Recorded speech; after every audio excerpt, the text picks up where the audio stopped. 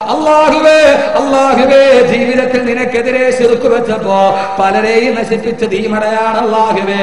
അതെല്ലാം അവരെക്കാൾ 10 മടങ്ങ് ചെയ്യുന്ന ഞാൻ ഇതിലൂടെ നടക്കുമ്പോ ആ മട വെച്ചെന്നെ നശിപ്പിക്കാത്ത അല്ലാ, നിന്റെ വലിയ കാരുണ്യമാണ് തമ്പുരാനെ. എങ്ങനെയാ നമുക്ക് പറയാതിരിക്കുക? വേറെ ഒരു രീതിയിൽ പറഞ്ഞാലും അങ്ങനെ തന്നെ പറയണ്ടേ. കാരണം എന്താ നിങ്ങൾക്കറിയുമോ? മടവല്ലാതെ തിമിർത്ത് പെയ്യുമ്പോ മേഘജാലകങ്ങളിൽ നിന്നാണല്ലോ മടത്തുള്ളി ഭൂമിയിലേക്ക് വരിക. ഈ ഭൂമിയിൽ നിന്ന് ഏറ്റവും അടുത്ത് കാണുന്ന മേഘപാളി 10,000 കോടി കിലോമീറ്റർ മുകളിലാ. 10,000 കിലോമീറ്റർ മുകളിലാണ് ആദ്യത്തെ മേഘപാളി നിലനിൽക്കുന്നത്.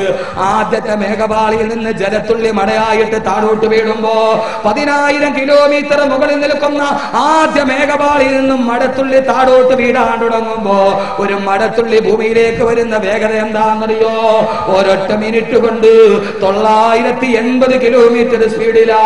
ഒരൊറ്റ മിനിറ്റ് കൊണ്ട് 980 കിലോമീറ്റർ സ്പീഡിലാണ് മേഘപാളിയിൽ നിന്ന് മടത്തുള്ളി വിടുമ്പോൾ ആദ്യം വരുന്നത്.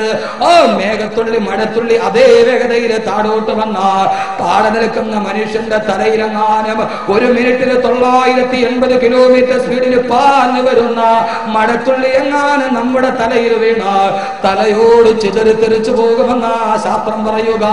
അല്ലാഹുവേ കരുണാമയനെ, നിന്റെ കരുണ തിരിച്ചറിയാൻ ഞങ്ങളുടെ കണ്ണ് വിടർന്നില്ലല്ലോ, ഞങ്ങളുടെ കണ്ണ് നോക്കിയില്ലല്ലോ. ഞങ്ങളെ നീ ശപിക്കല്ലേ അല്ലാ.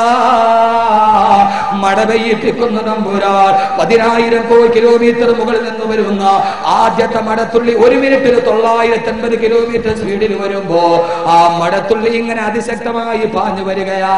പക്ഷേ അവന്റെ അടിമകൾ താമസിക്കുന്ന, ഞാനും നിങ്ങളും താമസിക്കുന്ന ഭൂമിയുടെ 1 കിലോമീറ്റർ മുകളിൽ വരുമ്പോ ഒരു മിനിറ്റിൽ 980 കിലോമീറ്റർ സ്പീഡിൽ വരുന്ന മടത്തുള്ളിയുടെ വേഗത പടച്ച തമ്പുരാൻ ഒരു മിനിറ്റിൽ വെറും 7 കിലോമീറ്റർ ആയി കുറയ്ക്കുകയാ. 979 കിലോമീറ്റർ വരെ ഒരു മിനിറ്റിൽ 980 കിലോമീറ്റർ സ്പീഡിലാ വരിക. എന്റെയും നിങ്ങളുടെയും തലയുടെ മുകളിലെത്തുമ്പോ 1 കിലോമീറ്റർ മുകളിലെത്തുമ്പോ എന്റെ അടിമ നടന്നു പോവുകയാണ്. അവന്റെ തലയിലേക്ക് വീടരുത്. മടത്തുള്ളിയെ വേഗത കുറയ്ക്കുക. ഒരു മിനിറ്റിൽ 7 കിലോമീറ്റർ ആയി കുറയ്ക്കുകയാണ്. ആ മടത്തുള്ളിയാണ് നമ്മുടെ തലയിൽ വീടുക. പറയാതിരിക്കാൻ കഴിയോ മക്കളെ? അതുകൊണ്ടല്ലേ അല്ല തുറന്നപ്പോഴേ പറയാൻ പറഞ്ഞത് അൽഹംദുലില്ലാഹ്. ഇത് ഞാൻ പറഞ്ഞതല്ല, അല്ലാഹുവിന്റെ ഖുർആൻ മഴയെ കുറിച്ച് പറഞ്ഞിട്ട് പറഞ്ഞതെന്താ? വഅംദറനാ അലൈഹിം മതറാ ഫസാമതറുൽ മുൻദരി. എത്രയോ മഴ ഇവിടെ പെയ്തിട്ടുണ്ട്. അതുകൊണ്ട് മഴ കാണുമ്പോൾ പറയണേ വഖുലിൽ ഹംദുലില്ലാഹ്, വഖുലിൽ ഹംദുലില്ലാഹ്.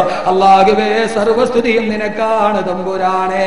അല്ലാഹു നമ്മുടെ നാവ് കൊണ്ട് പറയിപ്പിക്കട്ടെ. ഒന്നുകൂടി പറഞ്ഞോ അൽഹംദുലില്ലാഹ്.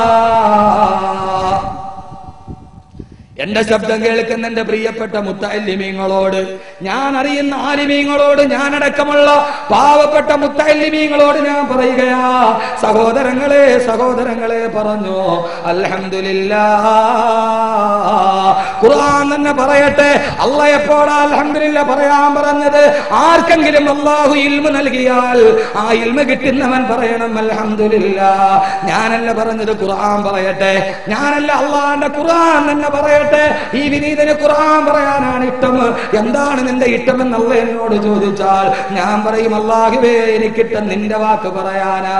വലഖദ് ആതൈനാ ദാവൂദ വസുലൈമാന ഇൽമാ, വലഖദ് ആതൈനാ ദാവൂദ വസുലൈമാന ഇൽമാ വഖാലു അൽഹംദുലില്ലാഹില്ലദീ ഫളലനാ അലാ കതീരിൻ മിൻ ഇബാദിഹി.